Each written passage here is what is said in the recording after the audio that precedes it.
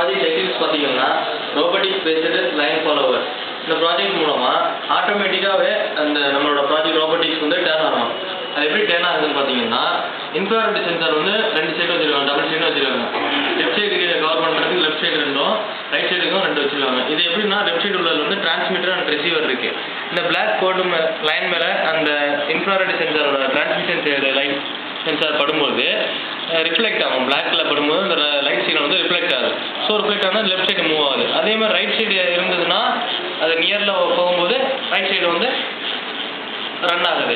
இதுதான் நம்மளோட ப்ராஜெக்டோட கான்செப்ட். இதன் மூலமாக டிரைவர் இல்லாமல் ஒரு காரை வந்து நம்மளால் இயக்க முடியும். இதுதான் நம்மளோட ப்ராஜெக்ட். நீங்களே பார்த்துட்டு இருக்கீங்க. இப்போ பாருங்கள், ஆட்டோமேட்டிக்காக அதுவாகவே டர்ன் ஆகுது. பாருங்கள், இதில் வந்து 2 டைப்ஸ் ஆஃப் இன்ஃப்ராரெட் சென்சார் நம்ம யூஸ் பண்ணியிருக்கோம்.